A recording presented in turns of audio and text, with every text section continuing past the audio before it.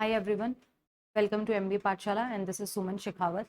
And हम लोग करने वाले हैं जो हमारी रूट वर्ड की जो सीरीज चल रही थी, तो हम उसी को जो कि आपका वर्ड पावर मेड इजी हम लोग कर रहे थे। इससे पहले ऑलरेडी आपके 10 सेशंस जो हैं वो हो चुके हैं एंड आई होप कि आप लोगों ने उसको कंप्लीट किया होगा।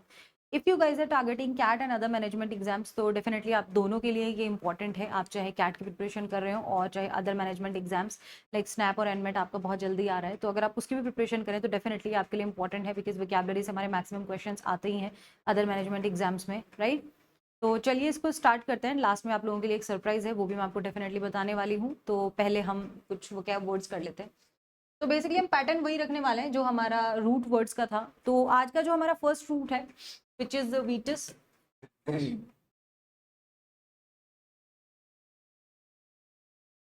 तो फर्स्ट जो आपका रूट रहने वाला है विच इज वीटस। वीटस मीन्स होता क्या है? First of all it means होता है ओल्ड। इट मीन्स बहुत ही पुराना, ओल्ड होता है। इट मीन्स वीटस मीन्स, एंड इसका जो ओरिजिन है वो है आपका लैटिन ओरिजिन। तो टेक्निकली इससे हम टू वर्ड्स बनाने वाले हैं which is veteran and inveterate. अब इन दोनों के मीनिंग जो है वो डेफिनेटली डिफरेंट होंगे। देखो, कभी भी रूट का मीनिंग ये नहीं होता है कि आपका जो एक रूट है उससे जो बनने वाले वर्ड्स हैं उनका मीनिंग सेम ही होगा।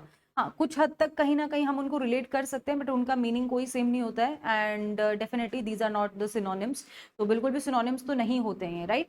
क्योंकि आप इसके साथ में कोई ना कोई प्रीफिक्स या सुफिक्स ऐड कर देते हो, और जैसे ही आप कोई प्रीफिक्स या सुफिक्स ऐड कर देते हैं तो डेफिनेटली इसका मीनिंग जो है वो चेंज हो जाता है, राइट।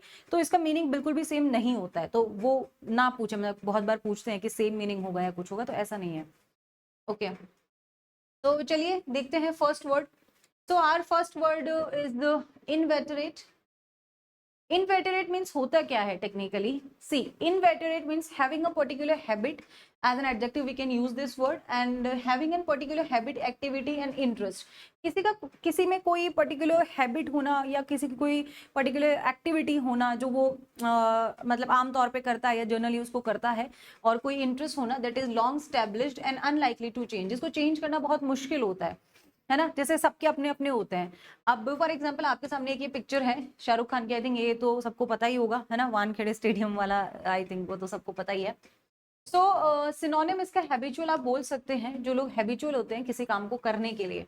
जैसे कि एन इनवेटरेट स्मोकर, है ना, जैसे कि आपको इस पिक्चर से दिख रहा है। खैर अब तो खैर चेंज हो गया, आई थिंक सुना तो यही है हमने, बाकी तो हमें क्या पता, उनके बीवी बच्चों को ज्यादा पता होगा, बट वही है। अब क्या जो होते हैं ना, कुछ हैबिचुअल स्मोकर होते हैं या कुछ हैबिचुअल एल्कोहलिक होते हैं, उस टाइप, मतलब उनके लिए आप बोल सकते हो। बट क्या ये word as a negative sense में यूज किया जा सकता है? मतलब क्या हम इसको नेगेटिवली यूज करेंगे? क्या नेगेटिव सेंस में यूज होगा हमेशा? नहीं, ऐसा कुछ नहीं है। इसको पॉजिटिव भी आपकी कोई हैबिट हो सकती है, कोई अच्छी हैबिट हो सकती है, जरूरी नहीं है सब में बुरी हैबिट्स होंगी। जैसे मुझे अपने में लगती है एक बुरी हैबिट की, मुझे दिन में पावर नैप लेने की बहुत, चाहे वो 15 मिनट की मिले, डजेंट मैटर, बट एक वो होता है ना कि कहीं ना कहीं वो एक नेगेटिव ही है कि हाँ यार जरूरत फील होती है, अदरवाइज थोड़ा tired and exhausted kind of feel करते हैं। तो सबकी एक हैबिट होती है, पॉजिटिव हैबिट भी हो सकती है। मे बी आप मॉर्निंग में कुछ लोगों को जैसे जिम जाने की हैबिट होती है या कोई भी फिजिकल एक्टिविटी करने की हैबिट होती है, राइट, तो वो भी हम बोल सकते हैं। तो आपका पॉजिटिव नेगेटिव जो भी है, तो इनवेटरेट मीन्स काइंड ऑफ कि आप किसी चीज के लिए हैबिचुअल हो, उस सेंस में हम इसको यूज करेंगे। ओके, अब एसआर के फैंस थोड़ा ऑफेंसिव ना हो, मतलब जस्ट एग्जाम्पल। नेक्स्ट देखते हैं। नेक्स्ट जो हमारा वर्ड था which is veteran. Veteran means क्या होता है? देखो, वेटरन आई थिंक सबको पता होगा। As a noun we can use this word. इसके टू मीनिंग्स होते हैं, तो पहले हम फर्स्ट मीनिंग को थोड़ा सा देख लेते हैं। A person who has served in army, एक ऐसा व्यक्ति जिसने आर्मी को सर्व किया हो, और नेवी और air force, specially during a war. War के टाइम पे जिसने सर्व किया हो तो उनको हम वेटरन कहते हैं। जैसे कि मेरे जो ग्रैंडफादर हैं, तो वो भी डेफिनेटली वेटरन है, क्योंकि 1962, 65, 67 एंड 71 ये सब वॉर्स में वो थे। तो यस, हम उन लोगों को जो जिन्होंने वॉर्स में सर्व किया होता है ना, आई मीन अपनी कंट्री की तरफ से जिन्होंने वॉर लड़ी हो, तो उनको हम वेटरन बोलते हैं। एग्जाम्पल देख लेते हैं। Indian air force veteran, air commander retired, Padmavati Bandyopadhyay. तो ये जो हैं वो वेटरन है। अब इसका एक और मीनिंग क्या हो सकता है? डिफरेंट मीनिंग है एक और, विच इज की a person who has very long experience of a particular job और एक्टिविटी। का कोई लॉन्ग एक्सपीरियंस हो किसी भी पर्टिकुलर जॉब में या किसी भी एक्टिविटी में, बहुत लॉन्ग एक्सपीरियंस जिनको होता है, तो उन्हें भी हम बोलते हैं। For example, with over 30 years of experience, doctor Lawrence is a veteran neurosurgeon. Okay तो जिनको लॉन्ग एक्सपीरियंस हो उनको भी डेफिनेटली हम बोल सकते हैं वेटरन, या फिर जिन्होंने वॉर में सर्व किया हो तो उन्हें बोलते हैं हम। ओके चलिए नेक्स्ट रूट की तरफ बढ़ते हैं आज के। नेक्स्ट रूट इज जेन और जेनेसिस।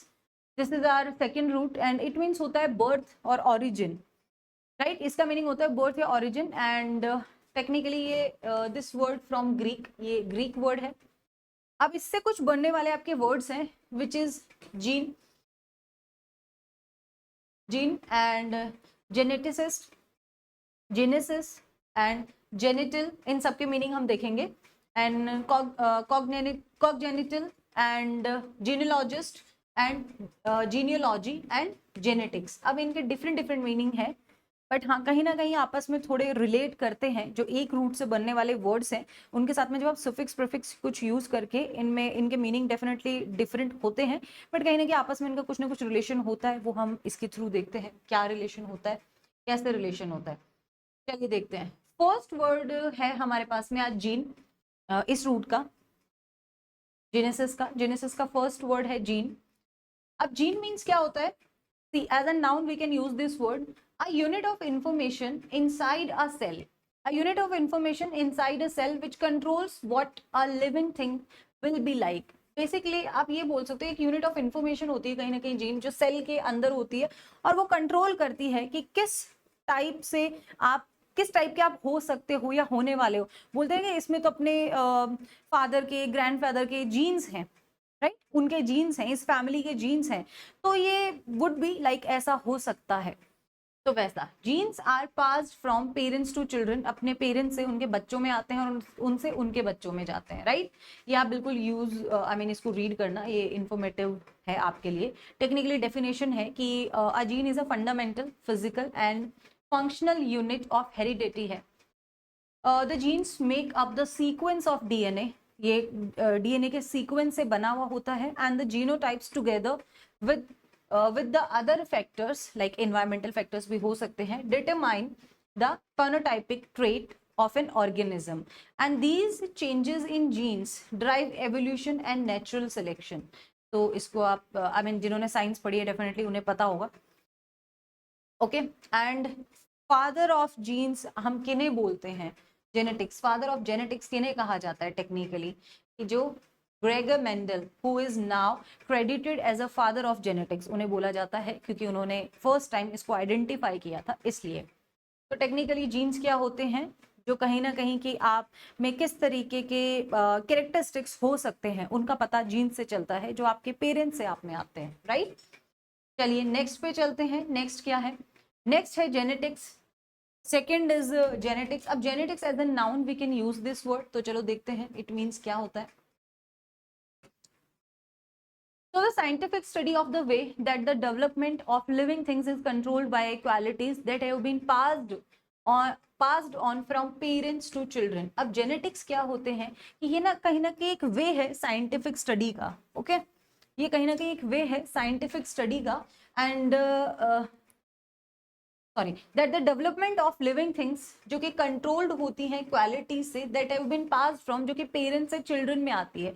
जेनेटिक्स को आप मे बी डिफाइन कर सकते हैं कि as the study of genes और एट ऑल लेवल। जो स्टडी ऑफ जीन्स है ना सारे लेवल की, जिसमें इंक्लूडिंग होते हैं ऑल वेज, जैसे कि act in the cell and the ways in which they are transmitted from, कैसे वो पेरेंट्स से ऑफरिंग मतलब बच्चों में आते हैं एंड क्या वो, उन सबको आप उस proper all type of study को आप क्या बोलते हो? Genetics, right. Modern genetics focuses on the chemical substances पे, ये इन पे आई मीन डिपेंड करता है। तो gene action depends on the interaction with environment.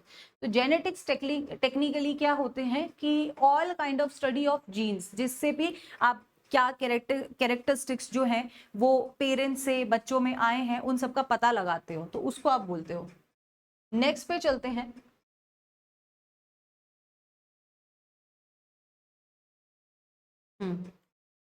So next is geneticist. Geneticist is the kind of a study. So geneticist study genes, जो genes को study करते हैं and the science of heredity को study करते हैं। अब the study living organism from human beings and animals to crops and bacterias, I mean अब वो स्टडी किस चीज से करते होंगे, कैसे स्टडीज करते होंगे, मे बी क्रॉप से, बैक्टीरियाज जो होते हैं ह्यूमंस में भी इवन दो, या वैसे भी, तो उनकी जो स्टडी करते हैं। Research is a major part of geneticist job. एक जो जेनेटिसिस्ट होता है ना, उसकी जॉब का मेजर इंपॉर्टेंट पार्ट होता है रिसर्च करना उस पे, ठीक है। तो उसको क्या बोलते हैं हम, जेनेटिसिस्ट। तो टेक्निकली एज ए नाउन ही यूज होगा क्योंकि किसी व्यक्ति के लिए यूज हो रहा है।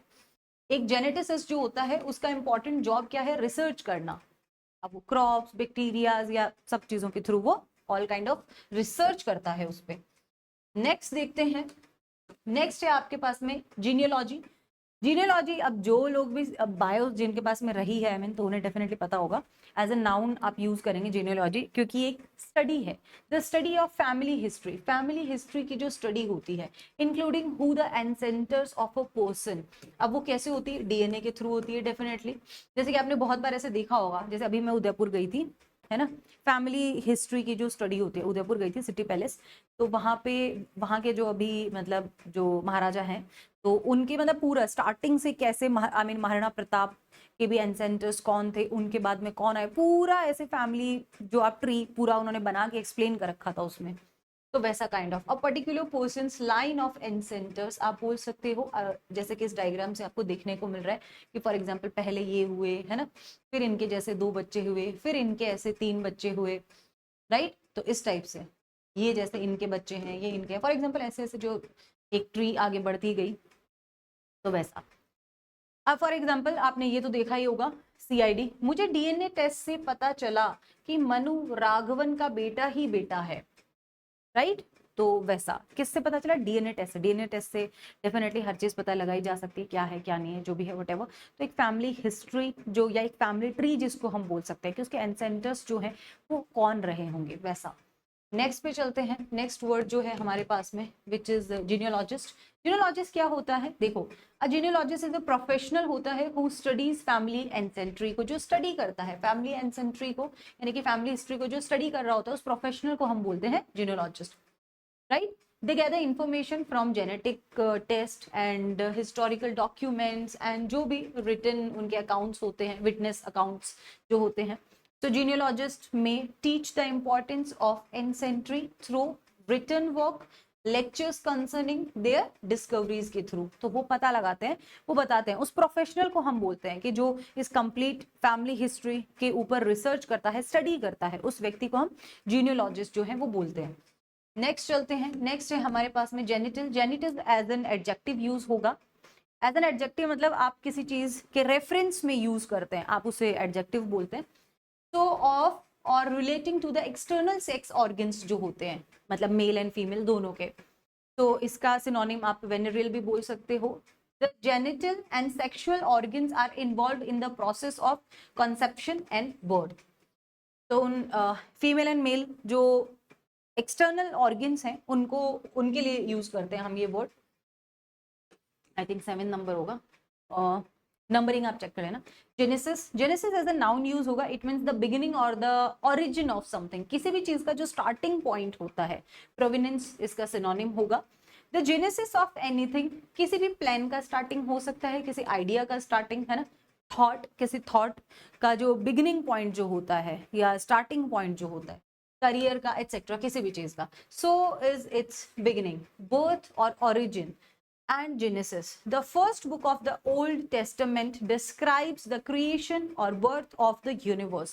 जैसे कि यूनिवर्स का भी जो क्रिएशन है ना, वो स्टार्टिंग कहाँ से हुई होगी, अगर ये यूनिवर्स बना है तो ये कैसे बना होगा, कैसे स्टार्ट हुआ होगा, है ना। तो उस टाइप से हम बोल सकते हैं किसी की भी चीज का बिगिनिंग जो होता है या फिर स्टार्टिंग जो भी होता है। नेक्स्ट पे चलते हैं, नेक्स्ट है हमारे पास में जनरेशन। अब जनरेशन आपको पता है, एक पीढ़ी से दूसरी पीढ़ी, जिसे हम पीढ़ी बोलते हैं, है ना, सेम एज गैप, जैसे कि एटलीस्ट इसमें टेंटेटिव थोड़ा हम मतलब 20 ईयर्स का गैप तो लेते ही हैं, 20 to 25 ईयर्स का थोड़े गैप जो होता है ना, वो ही होता है जनरेशन गैप। अब ऐसा नहीं कि किसी में 5-7 साल का डिफरेंस है तो उसको कि जनरेशन गैप, जैसे आजकल बोलते हैं ना कि आप में और हम में बहुत जनरेशन गैप है।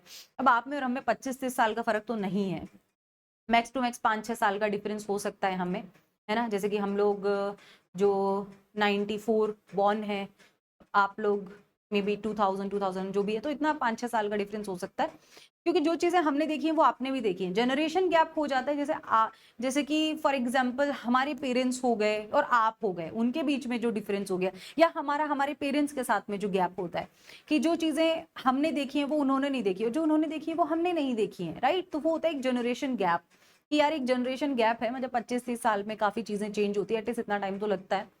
तो वही है ना, तो बोलते हैं कि यार वो हमारी चीजों को अंडरस्टैंड नहीं करते हैं, क्योंकि जनरेशन गैप है, तो थोड़ा होता भी है। तो एज ए नाउन इसको हम यूज करते हैं, all the people in a family, group और country who were born at about the same time, about the same time में जो मतलब बॉर्न हुए हैं, उसे आप बोलते हैं। We should look after the planet for future generations, it means आने वाली 25-30 साल बाद वाली generations. The average time that children take to grow up and have children they own usually considered to be about 25 to 30 years. A generation ago air travel, एक generation पहले, it mean सबसे 25-30 साल पहले, travel was still only possible for few people. उस time पे air travel जो है, it mean flight के थ्रू जो ट्रेवल है वो बहुत कम लोग कर पाते थे, है ना। तो ये उस सेंस में यूज हुआ है जनरेशन। नेक्स्ट है आपके पास में congenital as an adjective use होगा, and it means present at birth but not necessarily hereditary, acquired during fetal development।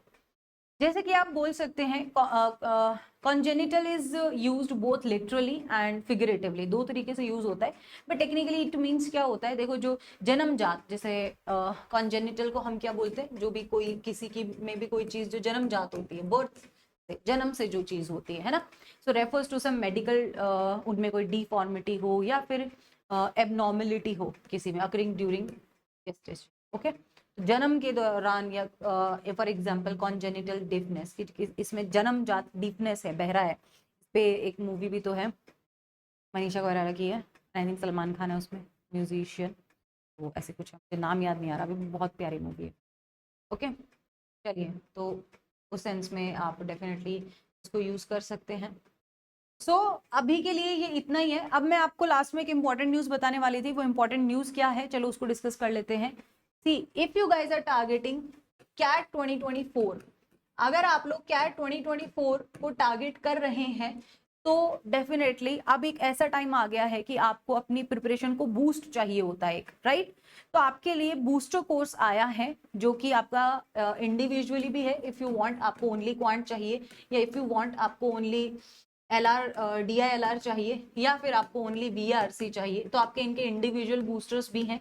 आप लोग एक बार MBA पाठशाला की ऐप डाउनलोड करें एंड आप जाके चेक कर सकते हैं। आप कॉम्बो भी ले सकते हैं इफ यू वांट, कि आपको क्वांट और आपने LRDA चाहिए तो इन दोनों का इंडिविजुअल ले लो, या इन दोनों का इंडिविजुअल ले लो, या VRC QA का, या आपको कि हमें बूस्टर कोर्स चाहिए जिसमें आपको बहुत सारे क्वालिटी क्वेश्चंस भी मिलेंगे, आपको लाइव क्लासेस भी मिलेंगी, आपको इंपॉर्टेंट टॉपिक्स के रिकॉर्डिंग्स भी मिलेंगे, आपको प्रैक्टिस शीट्स भी मिलेंगे, आपको इसमें सब कुछ मिलने वाला है। If you have any kind of doubt, तो आप अपना रेज हैंड करके वहां पे अपने डाउट्स पूछ भी सकते हैं, राइट। तो ये आपका एक कंप्लीट बूस्टर बोर्ड बैच भी है, जिसमें कि आपको क्वांट, DILR और VRC आपको मिलने वाला है। तो आप जाके एक बार MBA पाठशाला के ऐप पे चेक कर लें, बहुत ही मिनिमल प्राइस में, अभी आपका ऑफ भी चल रहा है, तो आप लोग जाके एक बार चेक कर सकते हो, उसमें बहुत ही मिनिमम प्राइस में है ये। डेफिनेटली इससे अच्छा ऑफर आपको कहीं नहीं मिलेगा, जिसमें आपको लाइव क्लासेस भी मिले, रिकॉर्डिंग्स तो खैर चलो सब दे देते हैं, but live classes with quality question, तो वो आपको मिलने वाले हैं क्वांट, DILR एंड VRC के लिए। अगर आप कैट 2024 टारगेट कर रहे हो, तो आप यहाँ बूस्टर कोर्स जो है आप उसको देख सकते हैं जाके। If you guys are targeting SNAP NMAT, अगर आप लोग जो है स्नैप प्लस एनमेट की प्रिपरेशन कर रहे हैं, तो भी आप लोगों के लिए एक कंप्लीट बैच जो है वो हमारा अभी रिसेंटली स्टार्ट हुआ है, तो आप लोग जाके उसको देख सकते हैं, जिसमें आपका कंप्लीट, अच्छा इनमें आपको मॉक्स भी मिलने वाले हैं, ये भी मैं बता दूं, ठीक है। आपका कंप्लीट बैच स्टार्ट हुआ है, जिसमें आपके ऑल सेक्शंस कंप्लीट कराए जाएंगे, लाइव क्लासेस रहेंगी, कोर्स कंप्लीट होगा, आपको प्रैक्टिस शीट्स मिलेंगे, आपको मॉक टेस्ट मिलने वाले हैं, आपको सेक्शनल टेस्ट भी मिलने वाले हैं, टॉपिक टेस्ट भी मिलने वाले हैं, ये सब रहेंगे, उन सब के वीडियो सॉल्यूशंस भी अवेलेबल होंगे। आपके क्लासेस में आपको कोई भी टाइप का डाउट होता है तो आप रेज हैंड करके पूछ सकते हैं। तो स्नैप एनमेट का बैच जो है वो आपका अभी स्टार्ट हुआ है, ऐसा बहुत ज्यादा उसमें नहीं है, मतलब बहुत मिनिमल प्राइस में है। तो आप एक बार एमबीए पाठशाला की ऐप डाउनलोड कीजिए ना, वहां जाके चेक कर सकते हैं, खुद से चेक कर सकते हैं। वहां पे आपको कूपन कोड दिख जाएगा, वो लगा के आप इनमें से जो भी आपको बैच लेना हो आप ले सकते हैं। मॉक्स आपके डेफिनेटली यहाँ पर भी रहेंगे, विद वीडियो सोल्यूशन रहेंगे।